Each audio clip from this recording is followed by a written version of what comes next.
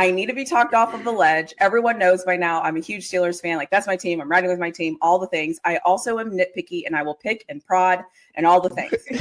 I guess today I'll be moonlighting as a therapist, but when I'm not in therapy mode, I'm a retired 9-year NFL veteran. Spent 4 years with the Pittsburgh Steelers from 2014 through 2017, the Killer Bee era. And yeah, man, had a ton of fun. Obviously, man, throughout my time here, won a lot of games, man, got close to a championship, AFC championship. But as a whole, man, still love everything black and gold. And like I said, man, around the clock doing content on it, and that's shown through YouTube and everywhere else. So yeah, excited to be here with you though. So let's do this. Let's go. Do it. Appreciate you again taking some time to jump on the channel, and appreciate the opportunity for letting me jump on your channel as well. Absolutely. Like I said, we will do this again in the future, but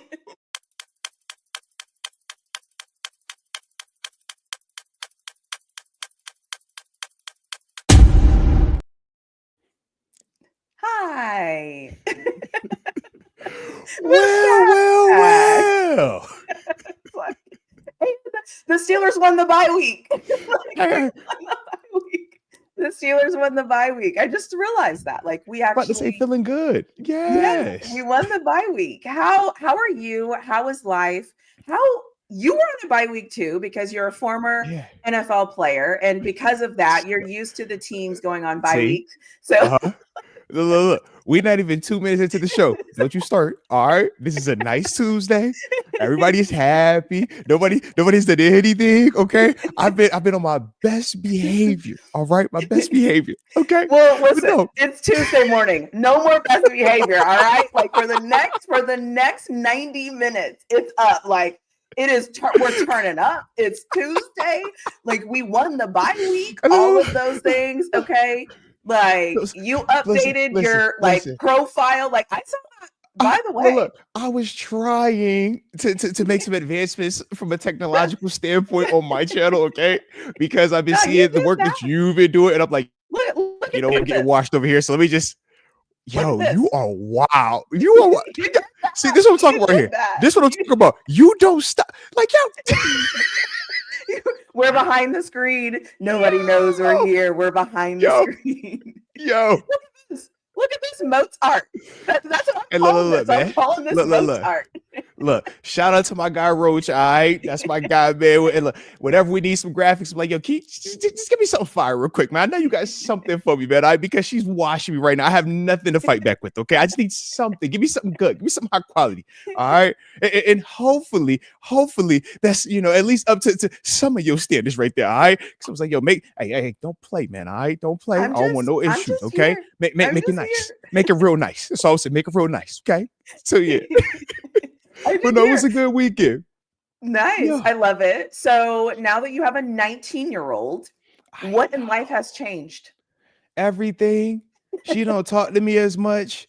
She got other people that take her attention sometimes, and I don't really like it. I'm not gonna lie to you. Okay, just a lot of friends. Okay, a lot of friend groups. So you're like, I'm old school. Okay. At least for the past 18 years, we've been real old school, meaning like your birthdays are spent exclusively with us. Duh. What you mean? No, you don't have a friend group. Right. What do you mean? Dad, I got to do this dinner on this day. We got a breakfast at this day. I'm going to do a brunch with them. Like, no. You're supposed to wake up in your bed, and Dad is supposed to be like, good morning. Happy birthday. Big hugs. Let's get breakfast. Not this. So yeah, I've been going through like withdrawals. I'm trying to be like a supportive dad, because that's what I've never been, a father to a 19-year-old before. Right. So I do these things. Like they say, like to get a PhD, you got to do a lot of research and read it. So I'm trying to have a PhD as like a dad. So I'll be like, I read a lot of books, a lot of self-help, like, hey, what to do, right? How to parent a teenager. What about a college kid? You'd be like, oh, dating, right? So I've been reading a lot, and they say you're supposed to be supportive. You're supposed to smile, like, I love it. Yeah, I'm supporting you. Yeah, come on, let's talk this out. But yeah, it is a inside your heart is breaking. Oh, look, I enjoy these 90-minute escapes from my reality, okay? Because when we're done and I got to get back and I'm like, oh, I miss her.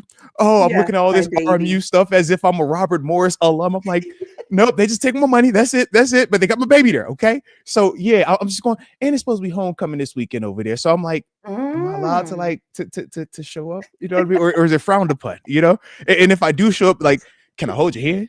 We used to match when we go places. Like we used to wear matching sneakers. Like, is that That's still out. a thing? We're not You know doing what I mean? that. So I'm just, yeah, I never know. You see what I mean? I just never know anymore. All right.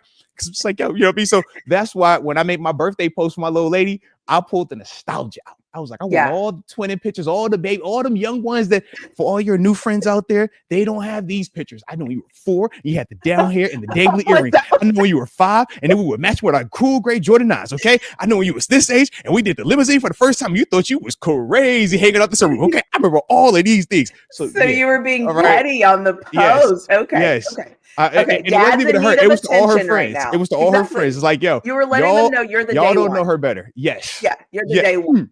No, listen. I respect that. I love that. Flag, Baker Mayfield style. I'm her dad. Okay, I was there when you weren't there. Okay, you're temporary. I love that. Okay, well, I can understand how that could be a struggle for you. I can understand. Enough about me. How was your weekend? How did you do your bye week? I got stress-free. I don't even know if I got sick. I think I'm just talking a lot until my throat went away, and then I got all raspy and my throat was on fire, and so that happened. I'm working through it. I'm doing all right. I got like my tea and my water, right? Like being there it is. Myself. Wouldn't expect anything less. Probably on some chamomile over there, knowing you. You're just some of that bougie stuff. Doing my thing.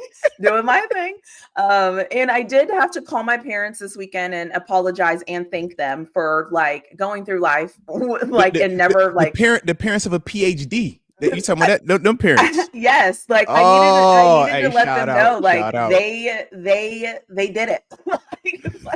Shout out to them. Like, and again, I saw my parents complain. I saw them miserable. I saw them tired, but I just don't remember them. Like, I felt like, how can I do this? This is so much. I don't remember them feeling that way. I just remember them telling me to shut the door and stop being so loud. But I don't remember I don't want to get out of bed. This is terrible. Life sucks, because that's kind of how I felt. So shout out to the parents that are just like making life seem perfect for their children. No, seriously on that one, man. And like, just shout out to you. I feel like on my birthday this year, I probably need to celebrate my parents, because it's like, it's hard. It is so hard. So yeah, so that was my weekend. And then obviously my Texas Longhorns decided to not play football. So I'm so glad. I was looking forward to this conversation, because we've been doing a whole let's check out the college quarterbacks, and I have to shout you out on the front end.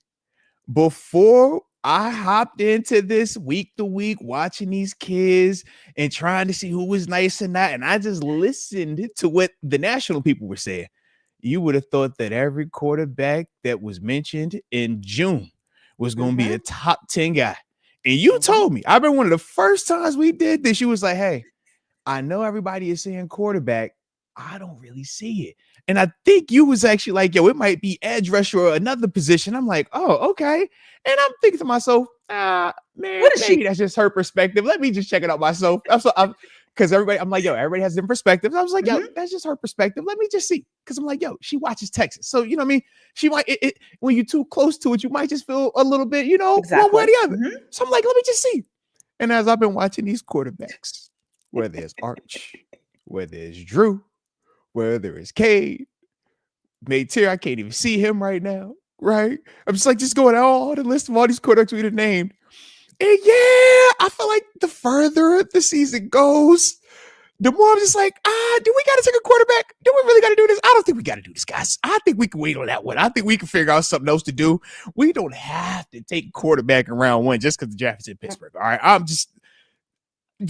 Okay. So I appreciate you being ahead of the curve. All right. Every time I was looking at the quarterbacks, I just kept thinking of you. I'm like, I think of you now exclusively for 2 things. Anytime I see a toss play for the Steelers, and anytime we talking these quarterbacks, I'm like, what would TaNeisha do? What would TaNeisha be thinking right now? And yeah. So shout out to you. Definitely shout out to you. But what's up with Texas though? What's up with them? Because I know you watch them heavy. I was watching them in this Florida game, and yeah. So I think Texas looks a lot like the Steelers right now. I think they actually are the Steelers from last year and the year before that. The offensive line is just not good. And when you don't have a good offensive line, I don't care if you have Joe Montana at quarterback. He doesn't have any time. The plays aren't progressing. You can't do anything in football on offense when you have a bad offensive line. It doesn't matter. You can try your hardest, but it doesn't matter. Unless you're like Lamar Jackson's speed, because he gets away with not having good offensive line because he'll just take off. And because he'll just take off, people won't try to like pressure him too much because they know that he'll just take off. Or like obviously Josh Allen, right? If you pressure Josh Allen too much, he's just going to take off. That's not Arch at all. I mean, let's be honest. Who is it besides Josh Allen and besides Lamar Jackson? I don't think anybody else has what they have. And about to say, that's since OG Cam Newton, if you really being real about it, and even he wasn't passing it to their level either. Exactly.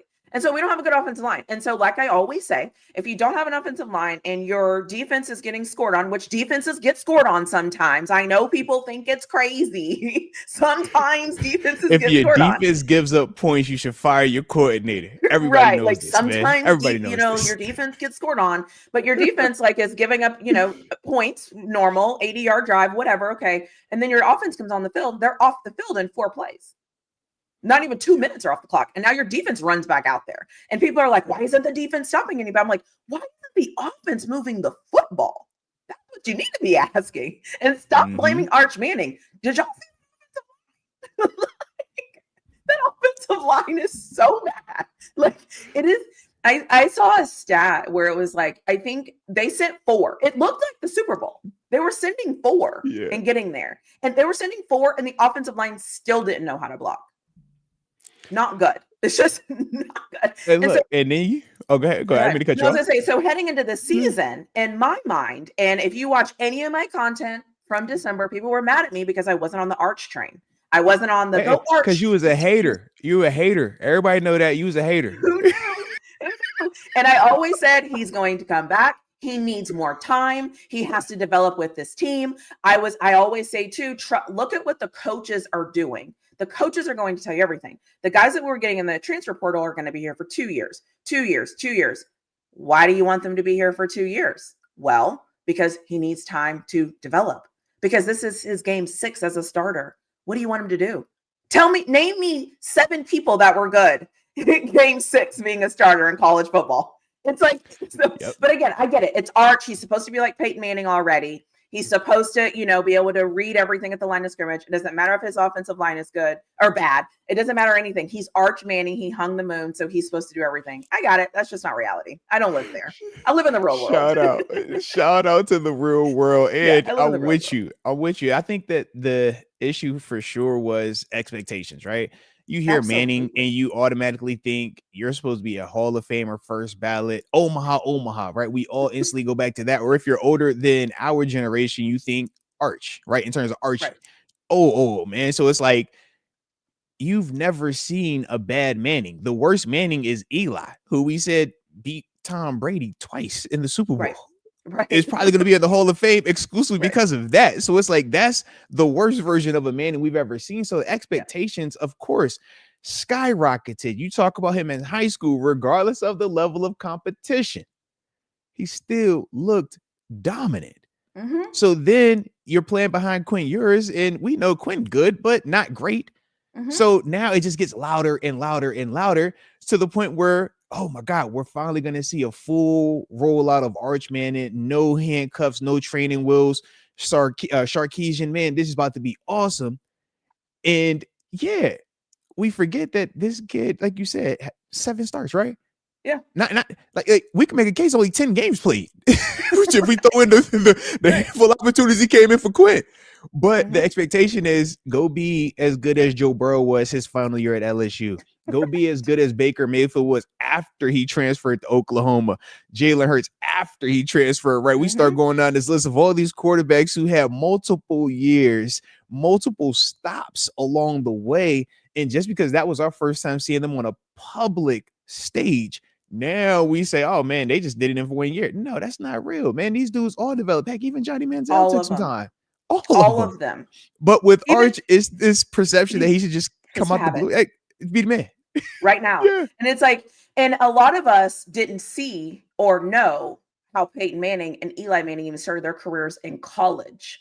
Because if we take it back, everyone would be like, oh my God, our Arch compared to that actually isn't that bad. Actually, Mm-hmm. like he's better than them when they started college football. Shocker. But no one cares about that. We live in a microwave society. He needs to be what they expect him to be because that's how people go through life. People should be how you expect them to be.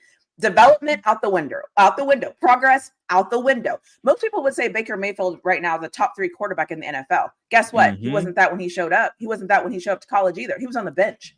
Heck, think about him 3 years in Cleveland and what the perception was there versus where he's at now in Tampa. Dudes are constantly getting better. And that's, one of the things that as an alum, we always like to just reiterate, because you'll see a rookie come in, or within 2 years, if a guy doesn't make a Pro Bowl or is an All Pro or has a defined starting role, we're ready to cast him out and just move on to the next guy. And it's like, man, some of these dudes just take a little bit of time. We talk about Josh Allen, we talk about Lamar Jackson. It's like, yo, it took a little bit of time. It wasn't a ton. Do you remember Josh Allen year 1?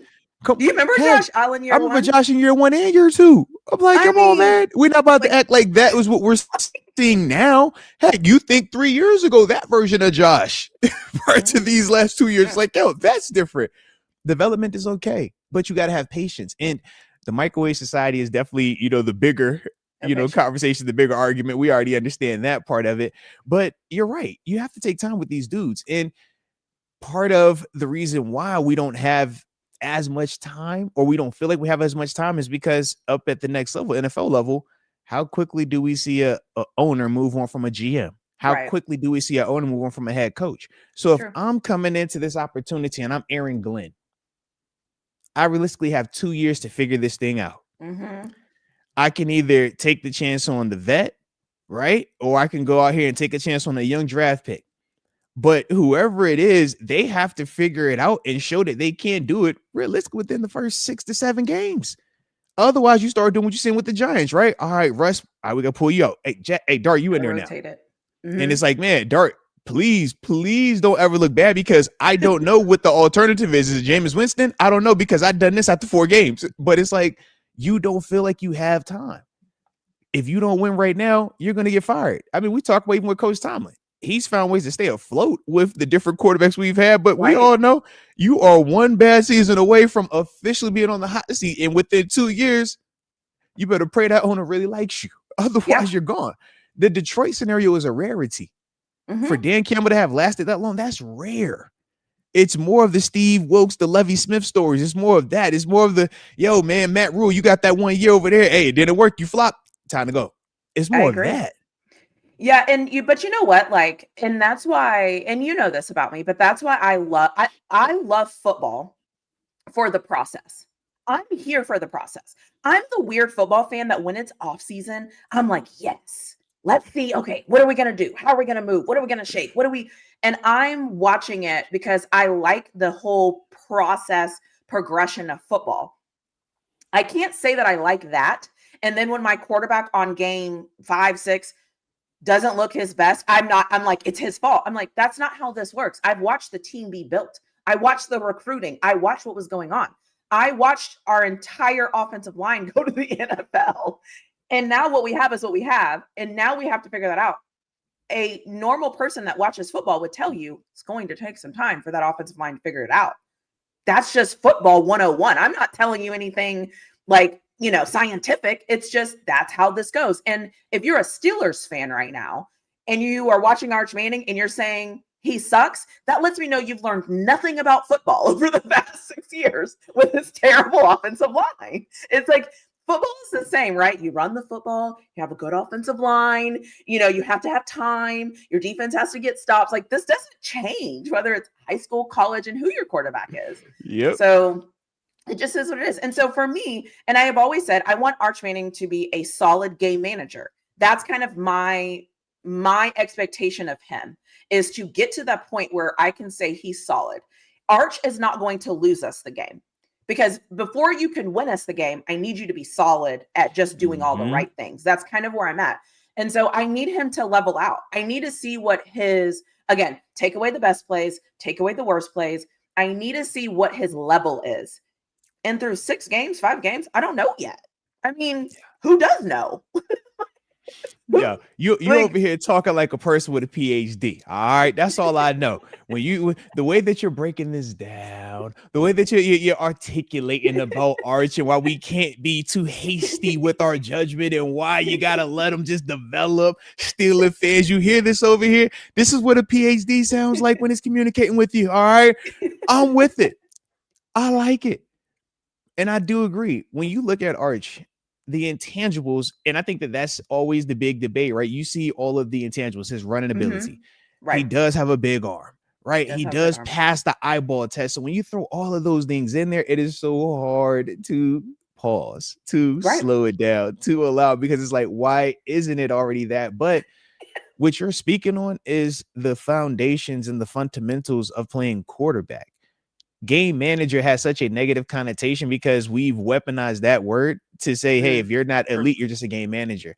And there are a ton of teams that would love a Brock Purdy straight like that, right? We see guys get drafted all the time that are elite talents, but they're not football players. They're not game managers. They don't even understand the basics of the position. They just have a big arm, can run fast and do backflips. Right. But when you're talking about playing the quarterback position, understanding when to throw the check down, understanding what protection it is, understanding, okay, if this is the blitz, where's my hot? Because my hot is more important than I can throw it 70 yards on my back foot with my eyes closed. It's like, cool, great. But can you read this hot? Because if you can't, he's gonna hit you in the back of the head, you know? Right. Like, those are the things that come with playing quarterback, getting the offense in and out the huddle. How fast are you getting them out the huddle? So that way you got enough time to actually process his defense, or are you getting out the huddle every time and you're feeling rushed because you were slow getting into it? All those little nuanced things matter when you're playing the position.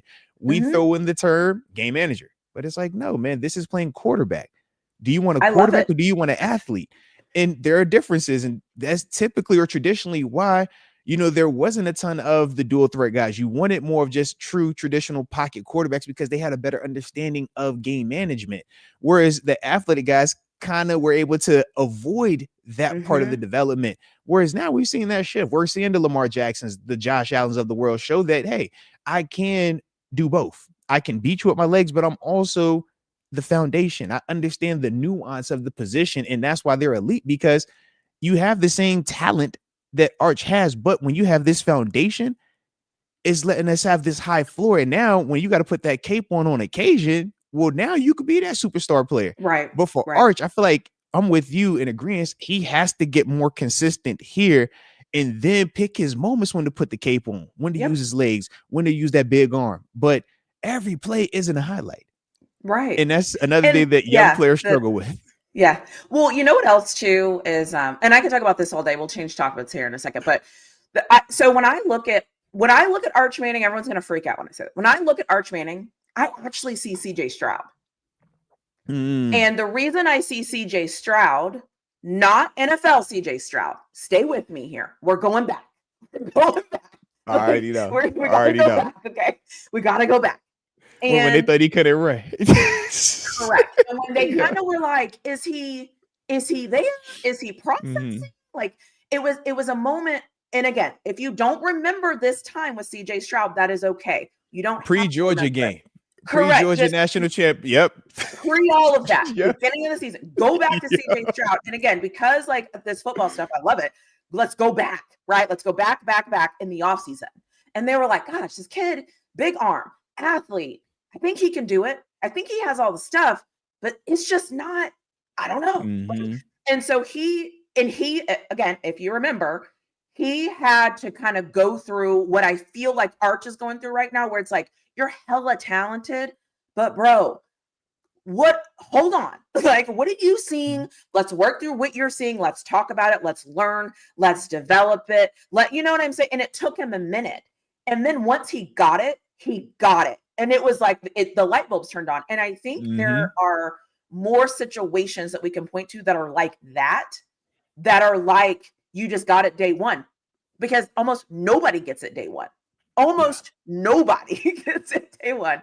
And so when I watch Stroud, when I remember what Stroud was kind of going through, that is what I see in Arch Manning right now. I think a lot of people are like, oh, he said his favorite player is Josh Allen. Well, okay, hell, whose favorite player isn't Josh Allen? What does that even mean? I'm talking about his talent and his skill. And so I think for me, when I like look at football as a whole, you can't look at future stars. You got to go back. You got to go look at who you can compare him to in his development. Even Joe Burrow. Remember, Joe Burrow was he was a mess, but he had a big arm. And they were like, I think he's smart, but he's so kind of nonchalant. I'm not really sure. Like, does he like football? He kind of is arrogant, but is it arrogance or what? And he had to figure himself out. So when I see Arch, I see those guys. Am I saying he's going to be them? No. I'm saying I remember those guys in college before they were anything. And that to me is who Arch is. And that's why I say he has to level himself out. He has to be a solid game manager. He has to do all the little things right. Then let's talk about the next steps. But until he does that, my football fandom, I'm going to say he's all right. He's all right. I mean, let's go. He's okay. Let's go. Like, I mean, is he doing anything great right now? No. But is he sucking? Also, no. But if you just watch clips of only him sucking, you're only going to think he sucks. And that's why for me, I'm like, get off the internet, do your own research, dig. Like, go you know how the internet go do it. Internet is going to either have you thinking this is the greatest player ever, or they're like, yo, he's trash. Right. I don't even know how he got to Texas. Like, it's one or the other. And it's like, no, it's actually in the middle. I promise it's in the middle. Okay. He's not elite, but he's not bad. He's just right in the middle right now. Yeah. He's just there. He's just like, he's like I said, a young quarterback though. He's just a young quarterback learning. And if you say that you like football, we could go to. If you say that you like football, these are the things you like, because you watch him now, then you're going to watch him in 2 weeks. And then maybe you'll watch him at the end of the year. And then you'll say, okay, let me see him next year. Like, that is progression. Like that's what we're doing with this offensive line. Remember? So TaNeisha, you mean to tell me we can't just watch a player one game and then make an absolute decision on him? Unfortunately, I thought if I watched him once and I watched him for 4 quarters and I stared him the whole time, that I could just say that that's who he is. No, unfortunately, but I watched him the whole time. How many clips, no matter how many clips you find, no matter how many things you do, like, no. Because, and the thing is too, is I always tell people, I'm like, put this in context. We're doing this with the Steelers. We're doing this with the Steelers offensive line. We saw in the preseason, we were all holding our breaths collectively, and we were like, please be good, please be good. And then we saw them and we were like, are they good? Are they good? And then game 1 happened and we were like, oh. And then game 2 and we were like, I don't kind of. And then game 3 we were like, oh my God, we might be. And then game 4 we were like, oh my God, we're good. And so where did this come from? Yeah. So, and they're in the NFL. So imagine college athletes. It's like, I feel like we don't often like put things in context. We like expect people to be good because we've been told they're good. We say we don't listen to the media, but we let the media embed how we should feel about people. And now the Steelers, we're all kind of like, okay, now they play Cleveland. Is this offensive line still good? Like, we don't know what is going on. And that is football. Like, that's the joy of football. So, and look, hey, in a week from now, we're going to really be knowing how good our offensive line is too. Or are we going to have a turn-up Tuesday? No. Or are we going to have a therapy Tuesday? Like, we don't know. We don't know. So you want to know if they're good at that? Excuse my manners. I have not said hi to the chat. My bad. If you're That's crazy. We are dual wake streaming. up early just for you. That's crazy. My bad. We are dual streaming on both of our channels. Hi, chat. If you want to drop where you're from, I will put you on the screen and we will say hello. Also, make sure that you like both of our channels. At the end of this live, yes, my petty ending is still on for Arthur Moats. So you will get to see that at the very end. If you stay to the very end, just calling that out right here. The other thing is this show is for you. This show is for the fans. We decided to just like come together. Obviously, our team just didn't play. We won the off season, or we won the bye week. And so we're here to answer your questions. So if you have any questions in the chat, throw your questions. I will start them. We will get to them. Any questions, you can ask us anything that you want, whether it's Steelers related, college football related, college quarterback related, because I know you talk about that on your show, or anything. Just ask us. Well, come on, be respectful. But you can ask us anything. I was like, within reason, all right? Actually, you can ask whatever. Now, are we going to answer it? That's a different question. But you can ask whatever you would like to ask. Yeah. And also, I just need to say this publicly because I have no shame in my game. I went somewhere last night on somebody's live, and I told a certain group of people that if you wanted to come in the chat today and let Arthur Moats know how amazing he is, I will put it up on screen. So if you are a part of that group where I was creeping last night and popped up in the comment section and said I would put your comments on the screen, if you have love to share, drop those comments if you're here, and I will gladly put them on screen so that you can show your love and support and admiration for our one and only Arthur Moats. And if I had a round of applause thing, I would like clap for you right now. Kind of cheesy. What did I do? Why you gotta do me like this? Okay, I'm just chilling. They may or may not come. This is crazy. This is crazy. They may or may not come and drop it. I'm just providing the space. I'm just providing the space. I was told this is safe space. I was told this is safe space. You're always safe with me. Listen, if you don't like love and admiration, what do you want me to do? Okay? What do you want me to do? They said in love. They said in life, I just feel nervous. Love and support. I just feel nervous. Okay, anytime I just feel nervous, but they're like, "Hey man, this is great. I got something for you. This is special." Be like, I'm nervous. It's so funny. You're like never gonna trust me ever. You're gonna be like, "Great, she's hosting." I don't know what's about to happen. Okay, anything can pop up with the screen right now, guys. Anything. I'm not driving. I was creeping. I'm like, "Hey, if you feel that way, come and let them know." And I was like, "I'll put it on the screen for you." I'm like terrible. I'm terrible. I love it though. I love it. Like people love you, and they're like, you know what's crazy? This is so about me, by the way. So sorry. Yes, I will go to places and I'll be like, "Hey, just saying hey, like liking your video, like appreciate you, like whatever." And they're like, "She does the show with Arthur Moats." Oh my, yeah, you guys. They say that because they're like, "Yo, Moats, you actually do a show with TaNeisha." I'm like, "Yeah, on occasion." Like, she'll actually stream with me on occasion. She even like hops on the live stream. Like, it's kind of cool, bro. Just throwing it out there, bro. Yeah, it's more of that. You already know this, bro. All right, person. Yeah. So anyway, so if you're here, I already said if you're here, throw it out there, and I got you. I'll put you on the screen. So 559. How do you say this? Visalia. Shout out to Visalia. Yeah, Visalia, okay. California. Absolutely love that. Oh my gosh. I'm the only reason why I know how to pronounce that. Shout out to you know what I'm saying. That was father-in-law. That's where he was from. You know what I'm saying. Visalia. Oh, okay. Yeah, I love that. I got it now. Visalia. 724 Claridge, Pennsylvania. Let's go. T-Law homes in the refs, y'all. Where is that in Pennsylvania? How far is that from Pittsburgh? Not far, actually. Claridge, probably 45-hour tops. Yeah. Okay. But say anytime you see that 724-412, 724-412, they're like right next to each. Mm-hmm. Okay, cool. 585 Rochester, New York. Oregon QB, should we draft him? Good question. I'm going to say no today, but with more information, I can change my mind. Do you have any thoughts? I'll take a similar stance just because I want to see more information. But the beautiful thing is they got another big one coming up this week. All right. Shout out to Oregon. Yeah. So we're going to learn. We're about to say, we're going to find out about Indiana also, because I know some people have been bringing up Mendoza. So we're going to get a chance. We're going to find that out. See what that's looking like. Absolutely. 321 Melbourne, Florida, getting rained out of work.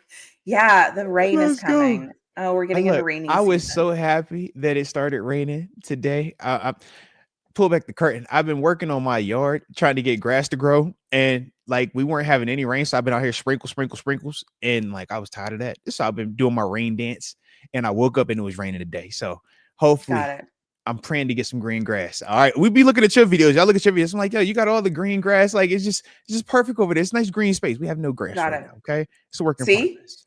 See the people that I said before, See, Oh some of them my are. goodness! Don't be like that. Don't be like that. That's crazy. That's wild. Don't you start this, guys? If you want to drop the things that you think and feel, I will put it on the screen. Okay, I promise you, I will put it on the screen. Okay, if you want to show that love and support, admiration, I will put it on the screen. I'm just saying. I'm just saying the admiration for TaNeisha. No, okay. No, for the PhD. Listen, okay, all right. I'm just here. Okay, like this is about you. Okay, this is all about you. Absolutely not. Look, who's hosting it? Who's in the driver's seat today? You are, because you big time. I'm in the driver's seat because I am here to show you you the admiration and love that you're getting out here in these streets. Okay, you should know. People love it. Seahawks 7-2 for Irwin, Pennsylvania. Yep. Shout out to Irwin. Love Absolutely. It. That's over where like training camp is. Yeah, out that way. Mm-hmm. I like how you're directionally about an hour away. You see, I got you. I'm like, I got you. It's like Irwin. Where's Irwin? Where's that in location? And look, and I've been learning all of this throughout my 10 years of being in Pittsburgh. Okay, so I'm over here like, yep, I know that place. Yeah. Oh, I've been over there before. Okay, I'm supposed to go over there for the first time. Okay. 330 Youngstown, Ohio. That's right. And Rod, I saw your comment earlier in the chat, so I hope that you find and get what you need. So I don't like putting people's business out there. So respect on that then. All right, respect. 254. Yeah, you're good. 254. That's Colleen, right?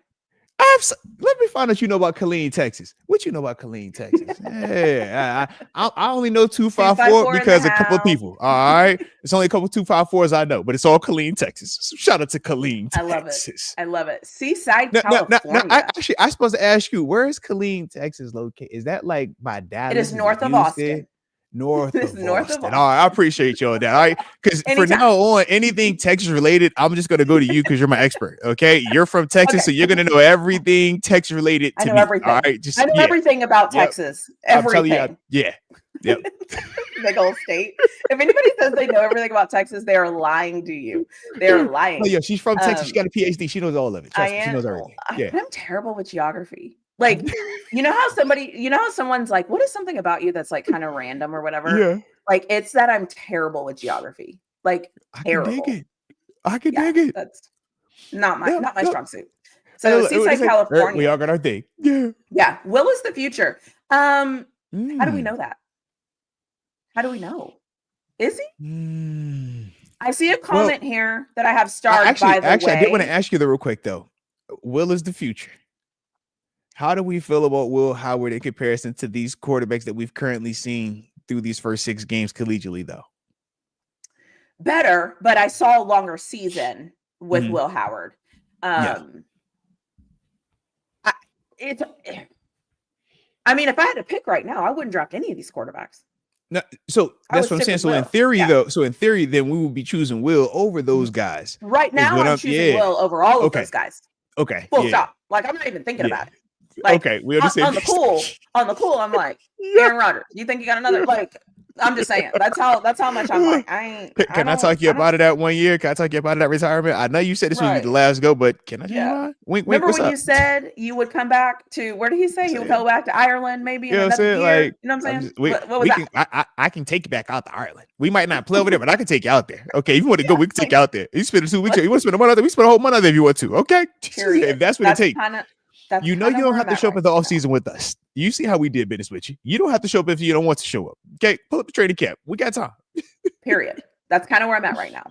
So after seeing some of these quarterbacks, 323 Watts, California. I know that's right. Watts in the building. Let's go to Don.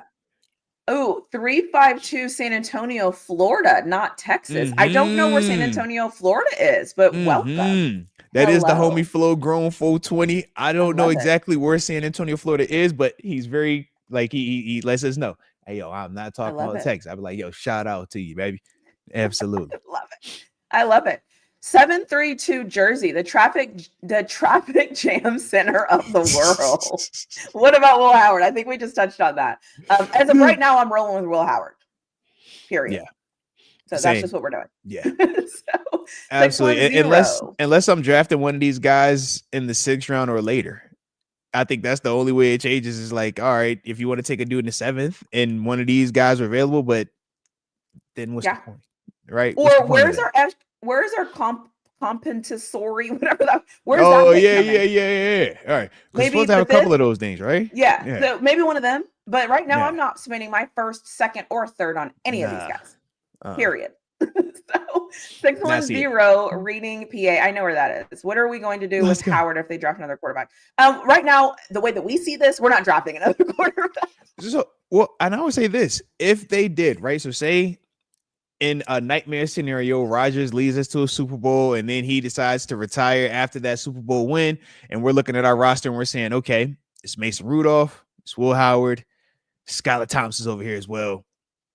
What are we going to do, right? You bring in one of these dudes, right? Maybe it's a Carson Beck late in the draft. Maybe it's a Maytier. You take a flyer on with him having the hand surgery, right? And you say, let me have those 3 dudes kind of battle it out, compete, and let's just see what that looks like for a year. If one of those dudes show that, hey, man, we feel confident in them, you let them have a little bit longer audition. But if we feel like, hey, man, throughout that first year, we already are kind of seeing that none of these guys have really shown enough of a baseline that you feel you can move forward with them being the long-term answer, well, we'll be having this same conversation about which quarterback we're going to be taking and praying that the 2027 draft class quarterbacks are lucky. It's like, come on, baby, come on. But ultimately, I think that's how it happens, though. Yeah. We have 610. I don't know. Yeah, I did this. So we have 562 Long Beach, California. Oh my God, I bet the weather is amazing there. Okay, see, somebody is getting the memo. Somebody is getting the memo. Don't do that, X-Con. Don't do that. Don't listen to this nonsense. Don't fall for this. Okay, yes. This is not what we're supposed to be doing today. This is not what we're doing today, pour guys. All right. Chat, okay. Here's the thing. Okay, you're funny. We should know by now how this works. All right, Moats has it 1 week and he's in control, and then next it's me. And when it's me, put all the love for Arthur Moats in the chat. Actually, y'all gotta stop this. Why are you telling these people this? Why are you telling people you remember watching Moats play? Where you that tackle, that sack just like sticks out to you. Put it in the chat, okay? He needs to be reminded, okay, who he is. All right. So let's just, if you think about it. I'm getting caught up right here. I'm getting caught up right now in the comment acting section. Like this? Throw in those comments for Moats. Okay, let me get through some of these. Okay, the love I'm looking at the comments. I'm like, why are y'all listening to this, man? Y'all are supposed to be like, no, we want to talk. We got other questions. There we go. Shout out to Pittsburgh, Toddy. We appreciate you dropping where you're tuning in from, Toddy. Thank you. Okay, I appreciate you. I love that.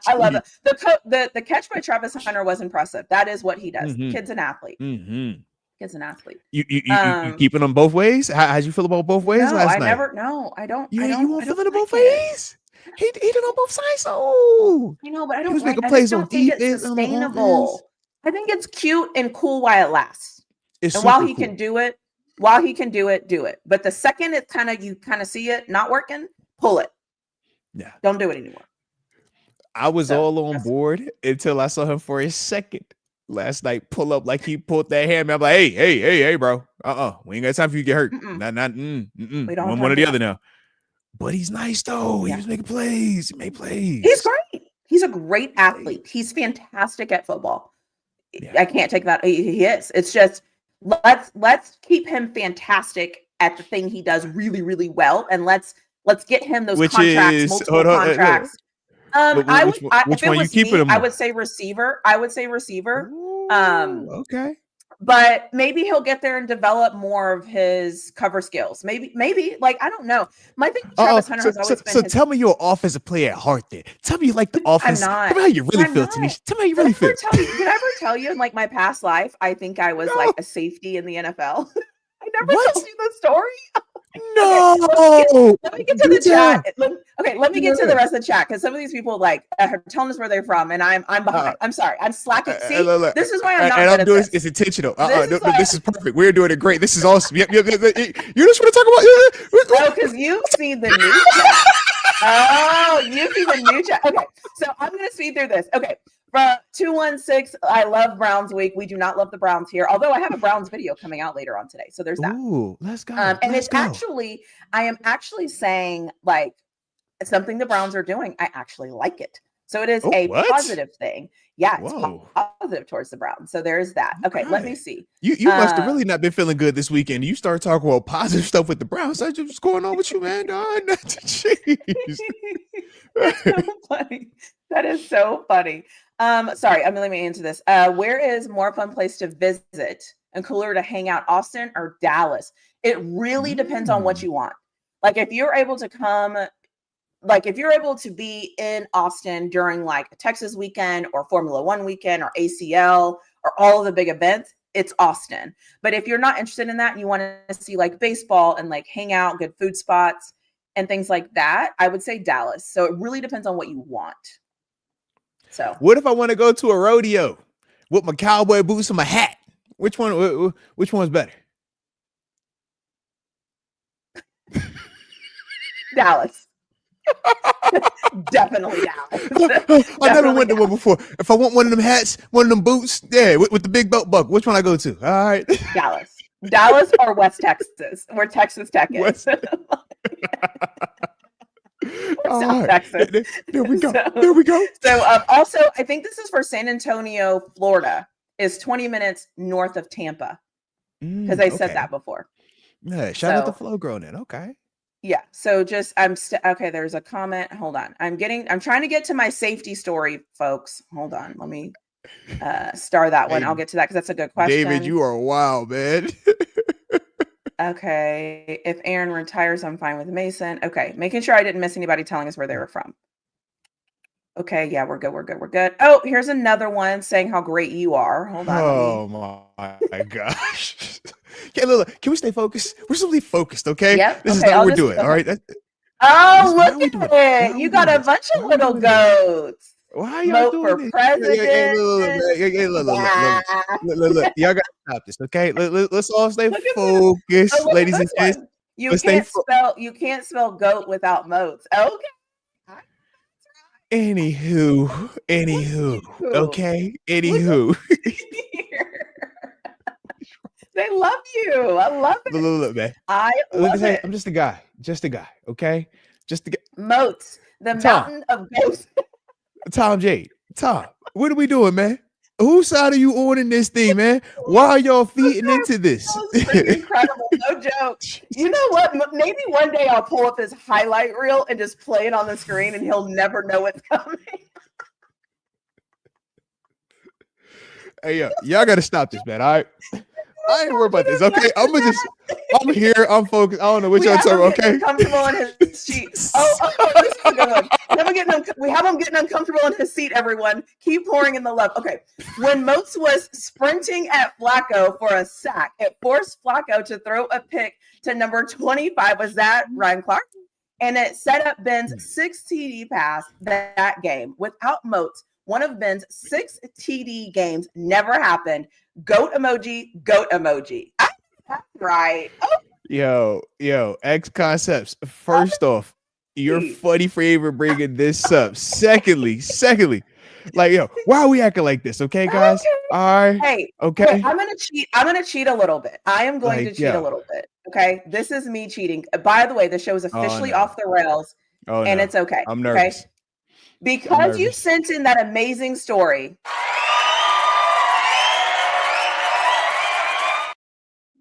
I usually save them for super chats. But if you're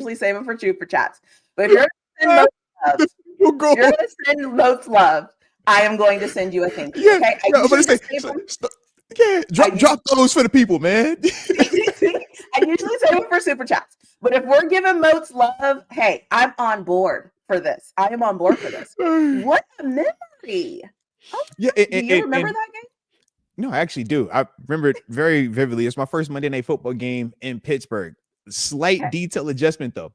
If I remember correctly, I ended up having a strip sack on Flacco, and 25 was his name was Brandon. No, yeah, it was Bryce McCain. Actually, it was his first year. He came over from I think he might have been in Houston, but he came over. It was our first year here together. He ends up scooping it. We got on him because he was supposed to score. it was a scoop and score. Like Granatowski gets tackled, and then Ben ends up throwing the touchdown passes in. He was on. It had the 6 touchdowns. Goes crazy, and yeah, this is like he did. I think it was Baltimore. Then he gave us Houston and Colts, where it was like that span of 6 touchdowns, and then it was like 5 or 500 yards passing, which is like, yo, how is 7 on this? But the only reason why I remember it is, like I said, it was my first Monday Night Football game, and I couldn't sleep. I remember being so excited about it, man. I ended up coming home. It's probably like 5 in the morning. I'm just like, yo, I'm amped because I'm like, yo, I've never been on Monday Night Football, and I'm thinking to myself, I got to make a play. And yeah, I get that sack out there. I do a little dance because I was visiting my daughters, the same daughter I was talking about earlier. I was visiting her class. She was in 2nd grade, and it was like, yo, do this thing where you shake your tail feather on TV. And I remember doing it on national TV, and people was like, yo, which my coach is cooking me like, yo, what dance is that? And I'm like, yo, it's for my daughter. And I go visit her school again. They go crazy over it. It was like one of the most, that's why I remember it like so vividly like that. But yeah, yo, enough of me. All right, enough of that. We're not about to do this. Okay, we're not doing that. It was just I wanted to stir that up and get some details on some context. So here's another one. Okay? Here's another one. We're focused. Also, Moats was rushing Derek Carr, and Derek started throwing the ball insanely fast. So Moats started chirping at Derek to hold the ball longer. Something spicy to him. That had me dying. Carr was shook. Do you remember that? Do you remember that? I actually do. And in fact, shout out to my teammate James Harrison. It was one of my first games when I was in Pittsburgh being mic'd up. And I was telling him, like, yo, I'm the feds. I got the wire on me. And we joking the whole game about different things, trying to get sacks. I'm burning my butt on the sideline because we got the bench heater on. I'm like, bro, it's not, it ain't hot. It ain't cold enough for that. So we get in the game, and I'm chasing at the car all game. And I'm like, bro, why are you doing this? Like, you've gotten sacked all year long. You hold the ball. Now it's like you get here, and it's like, quick. So I'm like, yo, man, hold that ball for a second, man. Let me get the sack. He's like, man, Debo has 4 sacks. I'm like, man, F Debo. We ain't worry about him. I need my sack. You know what I mean? And it's like, they playing the whole audio out there. So yeah, people did get a chance to see it. I was like, you know what? Okay. Certain videos were cool. And I would say it wasn't even as cool in the moment. It really got cool to me probably like 5 years ago. Man, once again, my oldest is on TikTok. And they're playing the clip, and it's like, yo, Pops, like, this is crazy. All my friends is talking about that. I'm like, what clip are you talking about? She's like, from when you were mic'd up. I'm like, when I was mic'd up, when? And it was from that game. And I'm like, wow. So yeah, that was the other side of it, man. But shout out to technology. Shout out to, shout out to the young guys. Like, that's your daughter's memory. Yeah, you know what I'm saying? It was cool. It was pretty cool. You know what I mean? It was pretty cool. Because she for sure was like, yo, Dad, man, all my friends are talking about you. Like, they see you. And I'm like, huh? I'm retired. I don't play ball. And she's like, no, this is the clip. I'm like, oh, I remember that one. Yeah. Shout out to the internet, though. I love that. Here's another love. Moats. Oh my God. Always knows it's love. The player view and positivity is refreshing. Best show around. Period. Point blank. One love, Moats. Listen, I'm washed. I'm just a guy that comes over here and just talks on occasion. I hang out with really cool people. All right. I try to hang out with smarter people than me, as you can see here. Okay. Try to hang out with people that are more accomplished than me. All right. And I just hang around. Okay. That's all I'm doing over here. All right. Now, none of these other things that y'all trying to say. Okay. Here's another one. Shout out, Moats. Your podcast helped me get through my PhD. Oh, first of all, congratulations on your PhD. Shout out. Seriously. And second of all, that is love. That is love. Going. I love it. I love it. Hey, look, I like how y'all PhDers can relate to each other too. Shout out to y'all PhDers related. I see the perk of like, oh, I speak that language. You do need people to get you through it. So that's that's important. So Moats is blushing. We got a blushing chat. Moats is the go. I mean, listen. Are y'all finished? Well done, chat. Well, y'all should be done by now. And then he says, we're on Moats' side. Thank you, David. I appreciate you. Remember, Rochester has a place in my heart. All right. Home of the garbage plate. I'm with you. Okay. I'm with you. Here it is. Be proud, Moats. Be proud. See, that's what I need. Chat. I'm proud. I'm proud that I get to stream with TaNeisha. Okay, I'm proud. I'm proud that I get to stream with a person that is as accomplished as the PhD. Okay, I'm proud. Okay, that's I am. This is look at Wendy. Wendy is like, Moats, we appreciate you. No. Y'all, this is amazing. This is amazing. I appreciate all of the kind words and the support. Even the chat is appreciating it. Even the There you chat go. loves this. There you go. The chat Show feels like TaNeisha more love.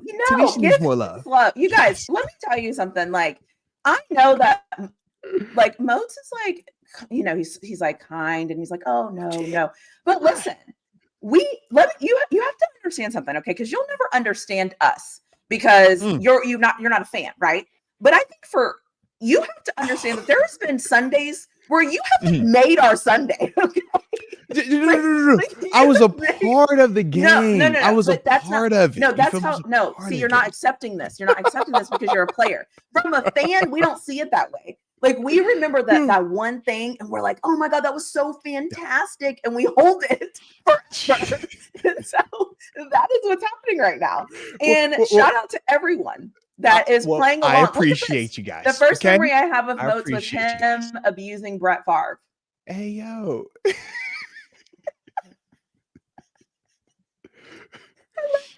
First off, okay. I would also just like to say, can we? I didn't abuse anybody, and especially anybody older or elderly. In football terms. In football terms, because y'all know it was a rough weekend for certain people. All right, we just clearing it up. Okay, we're positivity. Okay, all happy thoughts. Good. Look at this one. You've talked me off the Steelers fan bridge multiple times, Moats. Multiple times. What's funny is, can I just say something though? Like, in Moats' defense, this show was not supposed to be this, but I come up here and I was like, hey, we're sending love today, because I was on a show last night late, like creeping, and they were just talking so positively about you, and I was like, you need to hear this. You talked this Steelers fan off of a ledge multiple times. Listen to this.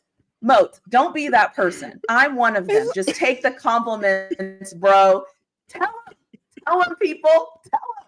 Look, I haven't seen you in the chat at all today, Chris. Chris is popping up to say, mad props to Moats.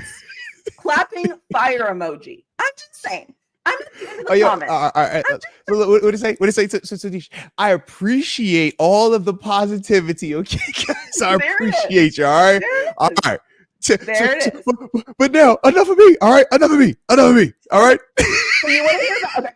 So I've always said in my past life, I was either a football player or a lawyer. That's kind of like been my thing. And I said that I was from the Northeast, and people are like, "Why do you say that?" And I'm like, because like certain things about me, I feel like are like how similar players do. Oh, I still see these comments coming. Don't you worry. I'm flagging them. I will unflag. Let me flag. Look, I can see you flagging them on my side too. And I'm just like, she ain't see that. Dang, she see. Let me flag up. I'm multitasking. I'm just saying, just keep talking. If she talks, she won't see it. Nope. So my favorite player of all time in like football, because I feel like he like helped me learn football, was Casey Hampton, because I got to see Casey Hampton go from Texas, and then I got to see him go to the Steelers. It was kind of my first time seeing like a great athlete that people were saying he was undersized, he was gonna right? He transitions, goes and plays for my favorite team, and so I got to transition with him, and so he taught me like the inside game of football. But in my mind, I already knew the outside game because I used to be a safety. Like, that's just what I thought. Just like what I thought. I don't know. And so I've always said, like, I was probably a safety. I probably played for the Steelers because I'm obsessed with the city of Pittsburgh. Like, every time I go there, I love it there. I just love it. I honestly land in Pittsburgh and it feels like home to me. I can't explain it. And so I'm like, I think that's where my soul is. Like, that's where my history of life is in Pittsburgh. Now, if you're at safety, are you more Troy Polamalu, madman, all over the place, no rules, you doing you? Or are you my knockout artist, Mr. No Gloves, just finger tape it up, Ryan Clark? Because you know they two different styles, but both of them dogs. Which one are you? If you was going to be out there, which one? Oh, that's a good question. Because Troy a playmaker. Troy going to get that rock. Troy going to make some splash. RC knock you out, though. He's for sure put you to sleep. I think if I was playing safety, I would probably be more like Ryan Clark, because I am one of those people that's like, I'm kind of unassuming until I'm not.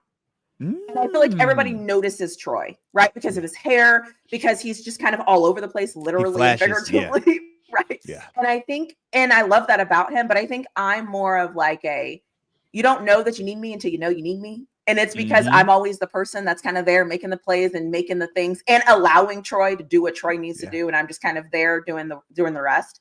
So yeah, that would be me. I would definitely be more of a Ryan Clark, more of a like, yeah, I would definitely be more of a Ryan Clark. Like it ends with me. Like it's like, don't worry, guys.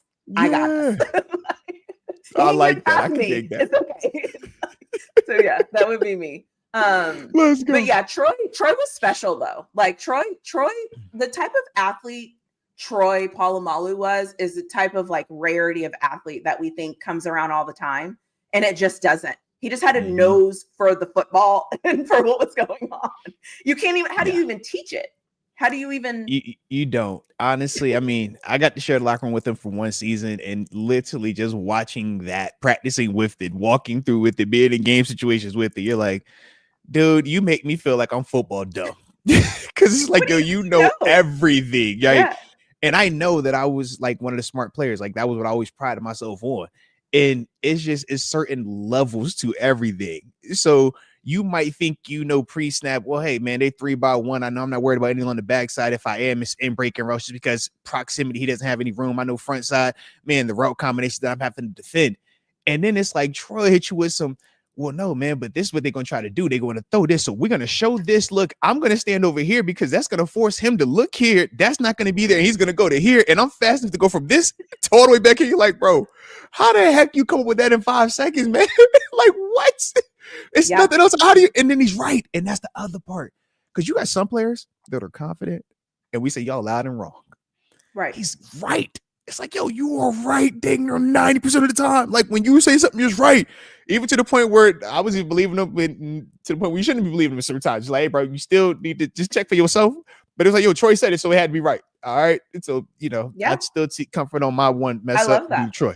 Shout out to my dog, though. But yeah, man, and that's why when people are like, they're like, they'll like anoint somebody that's like 1 year in the league. They're like, oh, he's plays similar to Troy Polamalu. No, he doesn't. No, he doesn't. Let's never say that. That's disrespectful. Let's not say that. Let's not say that. Hey, look, and Troy so the comps, is Big Ben Troy comps. You don't comp to those dudes, man. Unless they show it. You do not comp to them. Give me 2-3 solid years, and then let's talk. But let's not just TaNeisha. They were trying to throw the Will Howard Big Ben comparison to Will Howard Josh Allen comparison. They were just kidding. Bro. They were just kidding. Let them give him some time. They didn't that on him. Don't you just throw that? It was like he was even on a podcast with him. He's definitely. I'm like, oh, look. He can sit across from 7. All right. He can even put on the jersey number 6.5. Can everyone on 7? He can put on 6.5, and it's like, yo, man, that one was special. Okay. Let's not do that. It might look like that, but that one was different. Yeah. Yeah. Have you seen that? But you know what the thing is? Have you seen that GIF where the rat's going like this? Where it's like, no. It's like, anyways, I looked at myself. I was like, I look like that freaking rat. That's like, no. Sorry. Totally random. I also feel like too, what happens when players are good is they make it look so easy that everyone's like, oh, he's going to be the next, sit it up. And you're like, just because that looked very easy, it's not. It's like, it doesn't go like that. It is not. It does not happen like you think it happens. Cool. Well, I'm going to go back to some of these questions. I see that the love is kind of tailored off, and that's okay. Thank God. I appreciate y'all for that. Good questions. Or your favorite Arthur Moats play. Or your favorite Arthur Moats play, or your favorite Arthur Moats moment. I'm in charge. I will put it on the screen. I promise you. We got AFC North. You got NFL. Any love you want to send him, I will put on the screen. Who are you going to listen to? You're going to listen to me or him? I mean, come on. You got PhD questions. I mean, if you have PhD questions, I will answer. If you have questions for me too, I will answer the questions for me. I will answer any questions you have for me. I'll answer them.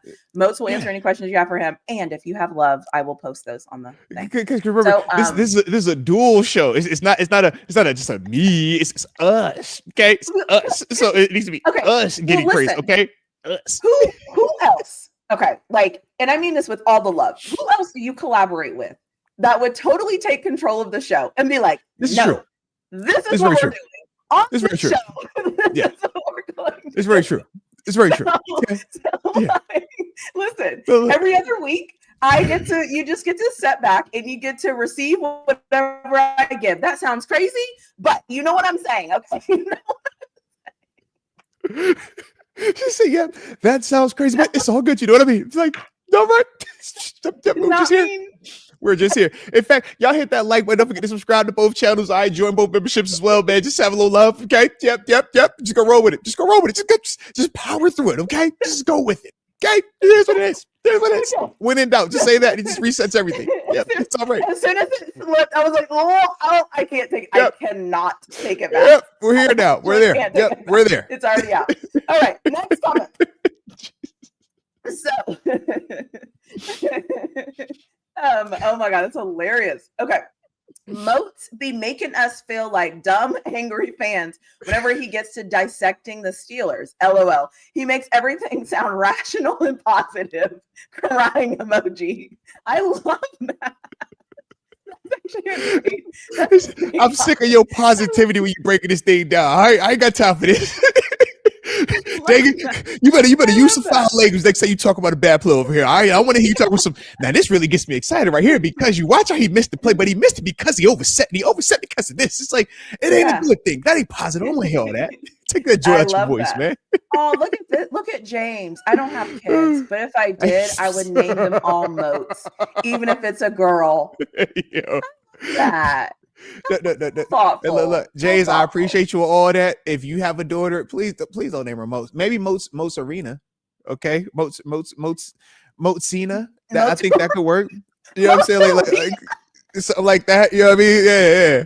I just don't know. I was trying to make it sound girly. Sorry. You should go with the first thing. You just like Arthurina. All right. Yeah, it's just Jay. Arthurina. It's like a ballerina, but Arthur. Combine them. Sounds good. I don't know. Arthurina. Nobody needs to try on Arthurina.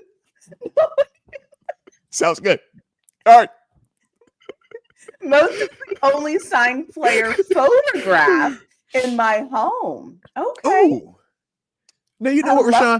I appreciate that. That's awesome. That's love. That's love. Because I do understand that right there. Not everybody gets on the wall. Not everybody gets posted. For sure, I can dig that. So I do appreciate you for that, Rashawn. I love that. That actually makes you feel good. Yeah. I like that everybody just went around my comment, put laughing, and moved on. Thank you, chat, for being mature. TaNeisha. Yes. There we go. I like TaNeisha. TaNeisha. You know what I'm saying? That is hilarious. I'm trying to think. How can I? Yeah. Or what about? And as Chris said, make sure to smash that like button on both of our channels. I am here. Obviously, we're off the rails. That means I'm managing the chat. So I am managing the chat. If you have any love for Moats or any questions for either one of us, we'll be here for another 15-ish minutes. Look, my congregation appreciates sometimes we talk this, a lot. Okay, my congregation appreciates this because you pull this out. Okay, usually we're focused, right? It's heavy hitting, it's X's and O's, it's a screen, it's a TG, it's a mark, but it's here.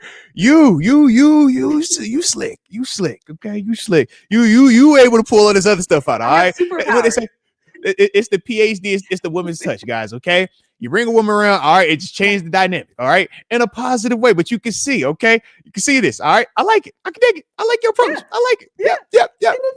I'm in control. What? Twice a month. Okay, so twice a month you're coming for whatever it is. Like whatever we're doing is what we're doing. Talking trash with the Steelers gang. So I'm such a fan. I'm commenting in both channels. I think that's right. Let's go. Shout out to you for commenting in both channels. You are absolutely right. You are doing the Lord's work. If you like the Lord, if you don't like the Lord, you're doing the positivity person that you pray to's work.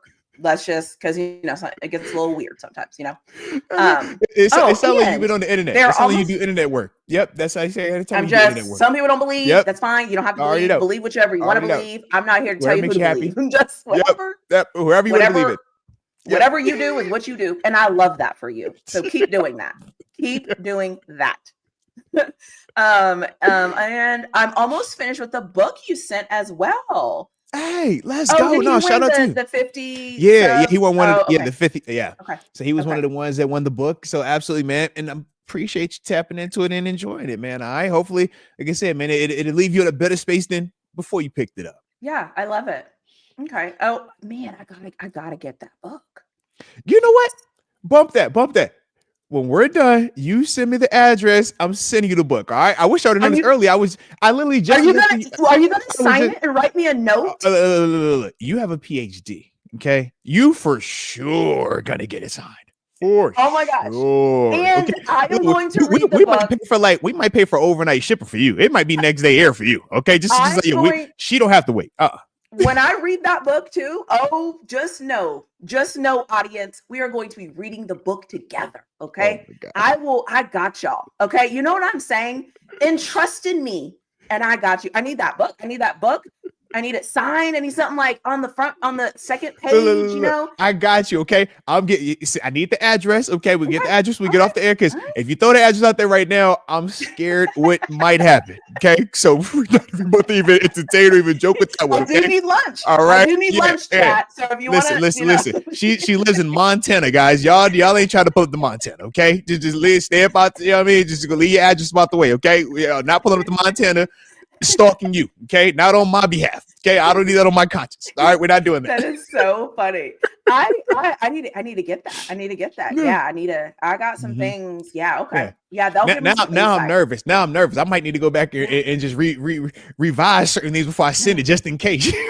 Yeah, I love that. So also, I am not forgetting your name, okay? It's just everybody here, if I say your name, I got to say the name on the screen. If I say your name and I put your comment up, no one's going to know who I'm talking about, because if I'm like, yeah, and then Moat said, and then that's the comment I have, people are going to be like, that's not what he said. So I got to say your name on the screen so that it makes sense. You know what I'm saying? There it is. Okay. There it is. Let her quarterback this name, man. This ain't her first rodeo. She know how to do this. Yeah. She know how to do it. Oh, look. That's why I appreciate Moats on another level, man. Awesome dude and book. Oh yeah. Keep them coming. Keep those comments coming. If you're crashing out about the Steelers, come to Moats to Woosaw. What is it? Woosaw. You know I got you, man. Look, we can talk this thing out, okay? I'm trying to keep money in our pockets. I don't want TVs being broken behind the Steelers. I don't want tables being broken. I don't want phones being thrown. Okay. I don't want jerseys being burnt. No, that's not financially responsible. Okay. So we're if these words can help, just keep a little bit in your pocket. Okay. If that's what it is, then it was a great day. Okay. That's what we're trying to do. Mm-hmm. All right. So let's see. We have a question.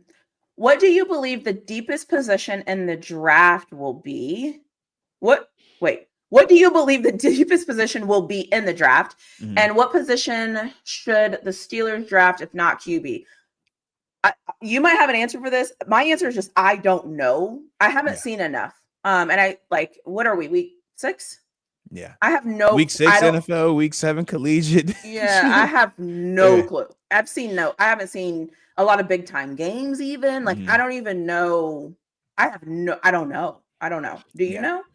So, in terms of when we just talk depth, it's always safe to talk wide receivers, just because even at the high school level, that is just a position that you are having just more players to pull from. So their development is happening a lot faster. And that's also why you see wide receivers typically not have as steep of a learning curve as per se quarterbacks, right? Or certain dudes when they play defense, like cornerback, right? We say it's definitely a tougher position. Heck, even watching Travis Hunter last night, you could just see, he naturally makes plays a lot easier, more routine on offense versus defense, whereas you got to worry about more of the rule element. You even have to understand in terms of who you're working with at times, right? So to me, just based off of the information we have right now, wide receiver, I would go with early on. I would also say this, though, don't overlook pass rusher, man. We talk about the guy from South Carolina. I'm a big fan of my man, was it Bain down in Miami? I think he's number 4. Ruben Bain. Yeah, to me, man, I look at the edge rushers and I feel like that's always something that, should have an eye on, always something that for us in Pittsburgh also, we like that position. We like to just constantly look to see who can help us out, whether they're a 5 technique in terms of the Cam Hayward, Derek Harmon type, or a guy that could bump out there and put his hand, stand up and go out there and rush as well. Always look at that stuff, but it's still early for the Steelers.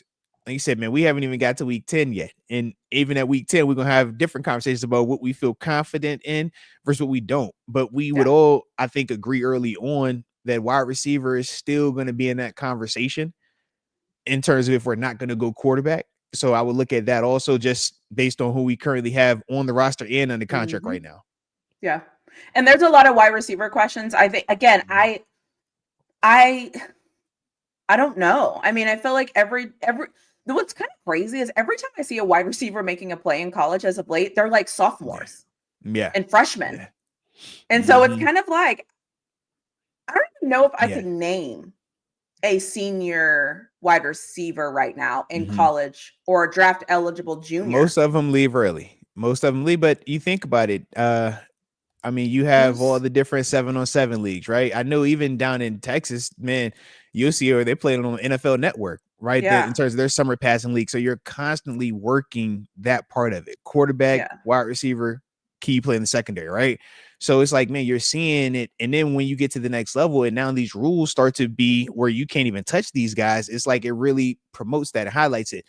I guess my only knock with some of these younger, more talented guys is when they get to the NFL level, and we're seeing this a little bit with Marvin Harrison Jr., the attention to detail, because they've been able to thrive and not really face a lot of true technical defenders. When they get to the NFL level, where that is where we thrive, and that's where you see a bigger jump, you do see some of that where they're like, hey, man, this guy is a fast guy, and in college, but he ran by everybody. Why isn't he doing it now? And it's like, well, at this level, man, even if we're not 4.3 fast, it's like, yo, we still 4.38, 4.4. You know what I mean? It's like, yo, and if you know how to reroute off the line of scrimmage, now you're not 4.3 anymore either because you've had to stop your feet. Now I'm in your pocket. Now, if I know how to smack your wrist a little bit on your inside hand when you're running on the grass before the referee can, see it just because the body positioning, now you're not even 4.4 anymore. Now I found ways to kind of bridge that gap. Collegiately, you don't really get that type of understanding. For every one corner you might face like that, you're going to have 5 other weeks of dudes that don't have a clue about that type of discipline, that type of technical stuff. But that's, the jump part for when you get to the NFL level. But to me, man, wide receivers right now, I feel like you're going to always have a surplus of those coming into the league. Okay, fair. Jay says he hasn't caught a live since the offseason. So welcome in, Jay. Shout out to you, Jay. You picked the best live to show up to, okay? Because it is off the rails. If you've been gone for a while, if you haven't seen it, we've made some adjustments. All right, it's been some new faces. You're probably like, "Who's this lady?" This is TaNeisha. She goes by Emily. I know sometimes you're like, "Yo, Moats, when did you start looking like this?" Like, you know what? Maybe it's not most, and then it's like, hey, well, what about the other guy? Maybe when he started looking, it's like, you know what? He got a little bit of a tan, okay, grew some hair. It's like that sometimes, okay? It's like that. But she has a PhD. She loves football. She's a Steelers fan. She loves Texas and Colorado football as well. All right, so there you have it, okay? And she's a lot of fun. She's a lot of fun. So you're gonna enjoy her, okay? You see her a lot, at least twice a week. Actually 3 times a week on this channel, okay? You see her a lot, okay? She's a lot of fun. Pop up.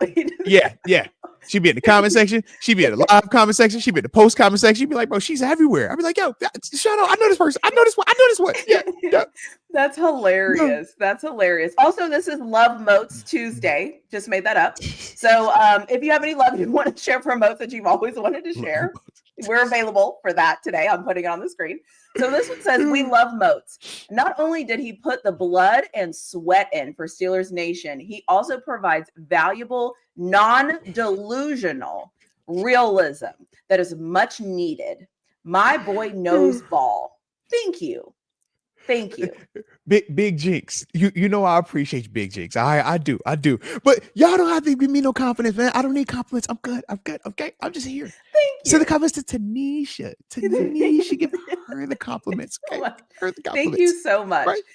We've gotten this one a couple of times by a couple of different people. It says, TaNeisha and Moats, what do you think is going on with Muth? Could he be on the trading block?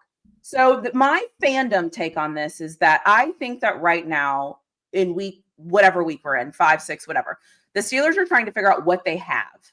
And I think right now Muth has had chances. I know that there's the one ball that he dropped that I very distinctively remember down the field against Seattle. He dropped it. And so my thing is if you drop a pass, I'm going to go to the next person and see if this next person is going to drop a pass. And we have a plethora of tight ends. I don't know if they know what the plan is for Muth yet. They need to figure it out because he's getting paid too much money to not have a plan. I don't know yet. I think it's too soon to start being like, trade, let him go. It's like, why don't we just have a plethora of riches of great players? So that's how I feel. But what do you think? I like how you ended that right there. Why can't we just have a plethora of riches? It's almost as if we feel like if you have too many talented players, that's a bad thing. Got to start sending them out. Maybe it's for a draft pick for the chance to get another good player, right? And then we typically do that and we regret it in a couple of years. We're like, hey, why do we do that again? Because this player didn't turn out to who we thought it was going to be. To me, Muth is caught in limbo. And our offense with Arthur Smith is kind of in limbo with Muth. Muth isn't as good of a blocker as Darnell Washington, but he's a better route runner than Darnell Washington. Muth isn't as dynamic a receiver as Jonnu Smith, right? But he blocks a little bit better than Jonnu Smith. So it's like you can see where both of those, players in terms of a Darnell, who we know has a defining skill, a defining trait. Jonnu Smith, a defining skill, a defining trait. Even when we watch how they're both utilized, right? One is exclusively inline blocking or will flex him out, get the one-on-one matchup, throw the jump ball. Jonnu Smith, you're the move guy behind the line of scrimmage. You're trying to hit you quick to the flag, get you somewhere you can catch, get your shoulders upfield, make a guy miss and run after. Muth game isn't either one of those, though. Muth is in line, but he's running 10 and ends. He's running a post. He's running a corner route. He's running true traditional down the grass, almost Travis Kelce-esque routes. But when we think of that, that's a longer developing play. You can't do that consistently when you have questions about your protection. If you have questions about your protection, your response is typically put a tight end out there to chip. So now you could just see where he becomes the limbo guy. All right, do I want him to chip or do I want him to get out into a route? Do I want to use him as a disguise or do I want to actually try to run the ball and have him on the field trying to block? Last game, what they tried to do was use him almost like as a addition in the blocking game, meaning not point of attack, never really having a solo responsibility, but more so just being the bonus extra guy. Man, if something flashes, man, you're chipping here. If something else pops with color, man, you're getting that second defender or that third guy to kind of take some of that pressure off of him. But until they get more consistent with that approach, we're always going to feel like, man, some games Muth is having the most snaps. Other games we're looking and we're like, man, Darnell Washington, Connor Hayward, Jonnu Smith, all three of those guys have more snaps than Muth, and Muth's getting paid how much? Yeah. So I think within the next week or two, and hopefully coming out this bye, you'll see a more defined role for him, a more intentional plan. But I don't want to trade him because I do feel like he's an asset. And we sit here 5 weeks in and say, yeah, get rid of him because he's not, giving us the return that we think we should be having right now. But in 2 weeks, if Darnell Washington were to go down for anything, if Jonnu Smith goes down for anything, it's like you would much rather have that abundance of talented players in that position, and you're already paying for it. It's not as if, hey man, we're not paying for this. No, it's like, yo, you're already on the hook for it anyways. Like it's done. It's a done deal. Unless you're trading and a team says we're going to take on this whole contract, it's like, yo, you already are accounted for this season. Next year is next year, but for this year, we're stuck. So that's the part to me where I'm not as, eager to move on from him. And I understand the conversation of, get a wide receiver for Muth. Yeah, but now when you bring the wide receiver in, now we're talking about, once again, how does that impact our offense? How does that impact what we're trying to do? Because we're trying right now to operate out of that 12 or 11 with, it being Darnell Washington and Ben Skronik out there as a pseudo little tight end, right?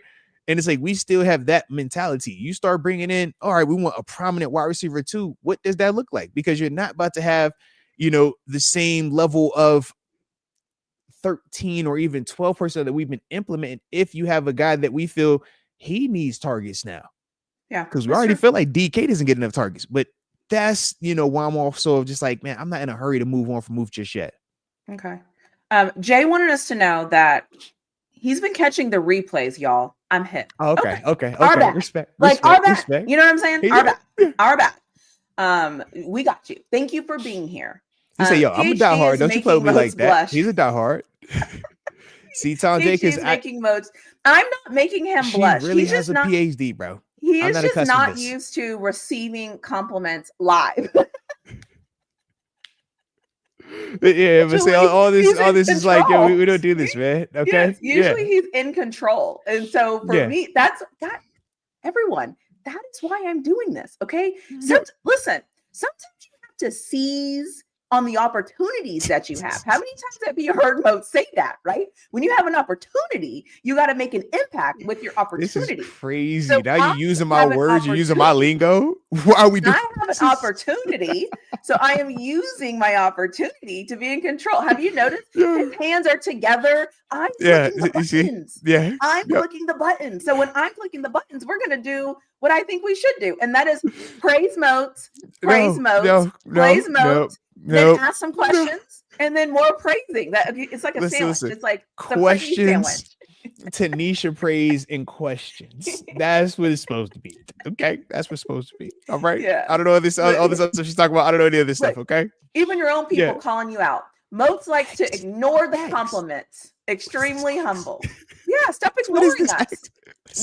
We have things we want to say. Stop ignoring. I'm not ignoring anybody. Okay, I'm not ignoring anybody. I'm just saying, bro.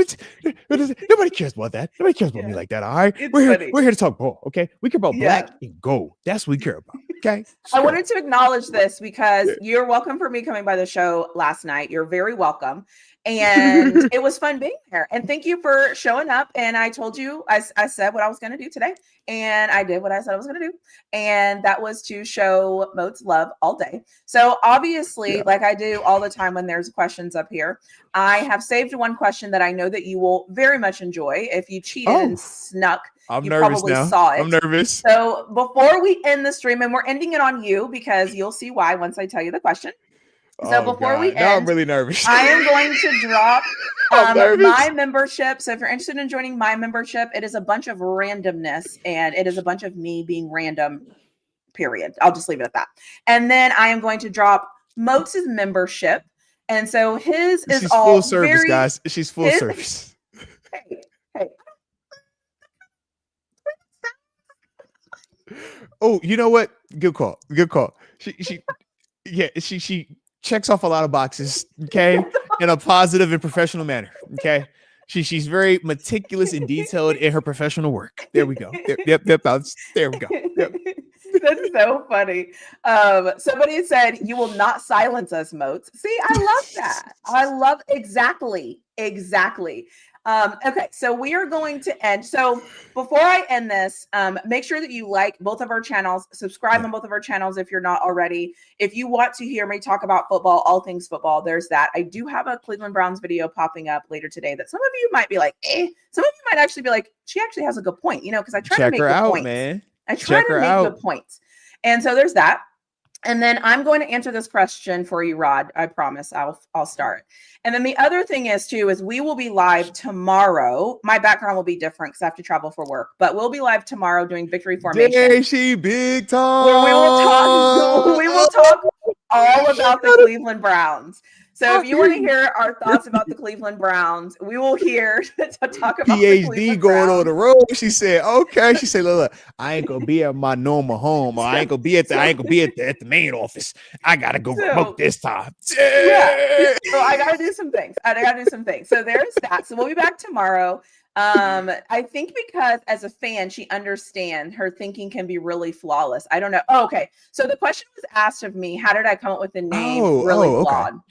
So yeah, that's actually a good question. Yeah. So I see you, Rod. I am a firm believer in reverse psychology.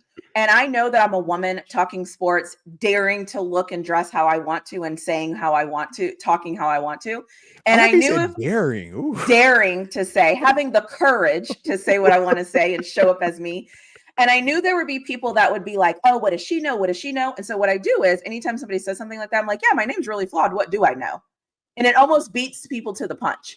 Because if you beat people to the punch, they can't say anything. So if you are identifying the thing and you beat them to it, it basically nullifies everything they're trying to say.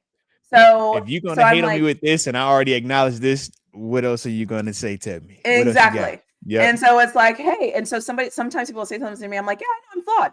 Hey, it's fine. Mess that one up. I'm flawed. It is what it is. What do you say back to that? Yeah. Hey, you're perfect. Who's really perfect? Yeah. Where's that one at? Yeah.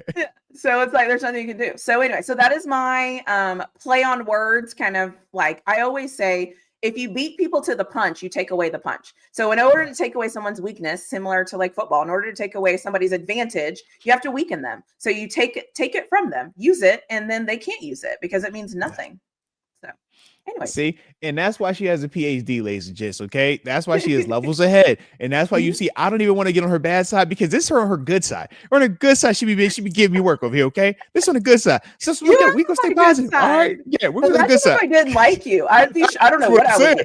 Trust me, somebody, I'm like, yo, this is the good side. This is the positive. This is good energy, all right? This is a weapon. She is a weapon. All right, be careful. Okay, before I ask you this last question, just so everybody knows, when this ends, yes, my petty ending is still up on the screen. So as soon as I hit end and the show ends, the petty ending will be up. So you're welcome. And then James is saying, great show, Dr. T and Moats. I laughed a lot. I appreciate you both. See you guys next show tomorrow. Peace. Yes, that is our goal. Victory if you're formation. having a good time listening to us, we want you to be here. You know what I'm saying? And if you're not having a good time, we still want you to be here. In fact, let us know if you're not having a good time and what it may be that's causing this, non-fun. And we'll see if we can accommodate. Sometimes we can. Sometimes it's like, but, we'll give it an E for effort. Yeah, sometimes it's just me, and good luck with that, okay? I'm an acquired taste. Okay. If you don't like me, acquire some taste. Okay. I didn't mean that, but I kind of did. Anyways, so we're ending the show. We're ending the show. I'm an acquired taste, but if you don't like it, acquired taste, baby. Yeah. So here's your question. I'm stopping it. I'm glad that you say these things because you say a lot of the stuff that in my mind I be thinking about, and I'm like, you know what? I just can't say that because I'm probably the only one that thinks like that. But I like the fact that you said that because I'll be over here like, you know what? This is my perspective. You don't have to have my perspective. Now, granted, that might be your perspective is a little bit off, but you know what? It's all good. It's all good. So I like it. I can take it. I see you. I see you. It is what it is. It is what it is. So this is the last question. Obviously, this question is for you because we all know who your favorite quarterback is. And so we're going to end on you. Also, thank you, chat, for participating and allowing me to shower Moats with love and all of those things because we did not prepare that. And as soon as I hit end, he's going to be like, really? Yeah, I'm about to say, because for sure, there were some conversations, some pre-show emails. It was even a pre-show conversation. There's a lot of conversations that took place this week, past 24 hours, 48 hours, heck, even a week ago about today's show. And, was never even in the cliff notes, even in the like, hey, also as a potential, like we got all these other things. I was like, I was looking over my notes and I'm like, I definitely missed that in the notes. I just, I'm gonna do better next time. Okay. But having said that, look at this, people. Thank you for giving us the opportunity to show love.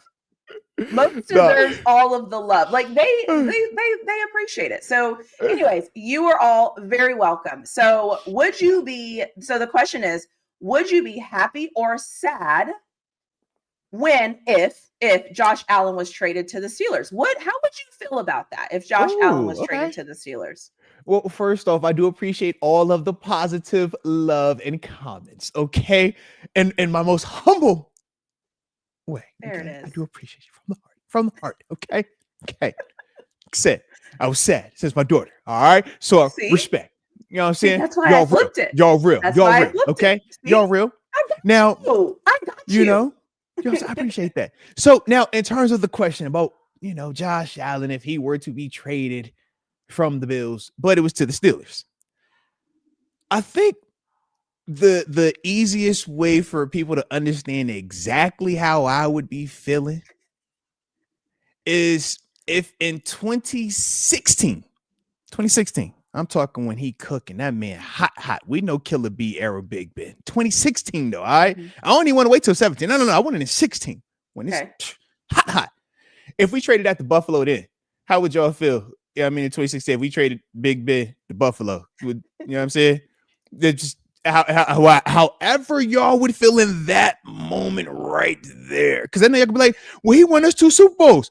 And I'm saying, well, Josh has got a league MVP, like the whole league, Craig, the whole league, like the whole league. When they introduce like, of the whole NFL, like, yeah, so it's like, yeah, man, he done brought a lot of positive feelings up there. So y'all know how we feel about 7. You feel me? Feel them in. It's like, yo, we would not. It would be a dark time. It'd be a little dark time. But the positive would be, Steelers and Bills are like cousins. So it's all love. It's all love. And that's what we're going to keep letting you all know. And I don't care if nobody else says it. I'm saying it, okay? Steelers and Bills are not rivals. Okay? They're not opponents. No. They're cousins. They're that cousin you see on Thanksgiving. It's like, oh, cousin, I see you forever. I missed you. Come here. I see what you're doing over there. Y'all making some noise over there. Look, I see you making some noise over there. This is cousins. That's it. Okay? So don't start this blue and red versus black and gold, because it's not that. Okay? They blend together. It's a collage. It's beautiful. Okay? Just remember that, guys. Teamwork. And that, my friends, wings and sandwiches go together. That, my friends, is NFL training on the media and answering questions in the right way. Okay. Not answering the question, talking and giving you information. No answer, just information. Brilliant. I applaud you. That was masterful. Great job. We appreciate you. And we will see everyone. We will see. He put that training at use, right? All of that Steelers media training, all of that training that you see for media, what you just saw, okay, was a masterclass in how to work the media. And you know what? I can't do anything but respect it. I respect the hell out of that answer. I love that. You did that. That was like a Tomlin-ish, like Belichick-ish. Like that was like Nick Saban-ish. Like, no. You did that. You did that. Anyways, if you have enjoyed this rendition of the cross collaboration show, make sure that you hit that like button. Make sure that you're subscribed to both of our channels. And if you did not like us showing Moats love, you need to ask yourself, what is wrong with you? Life is supposed to be fun. Laugh a little bit today. Also, before I end this, make sure that you love on somebody today. And seriously, send somebody some encouragement. Send somebody some love. Because you saw how Moats reacted when he was getting love and care. And show somebody that you love today some support. And tell them that you love them. Okay? I'm gone. Anything on your There end? it is. No. Hey, I just appreciate you, okay? You're awesome, okay? I pat you on the back twice, okay? I appreciate you. We're sending positive everywhere, okay? I love it. Okay, still right. with you. Bye, everyone. Okay. You see that improvement? We got to improve perimeter. You see these borders improved? You see, he's improving. He's a starter. He's a starter, folks, for the Pittsburgh Steelers. You're funny.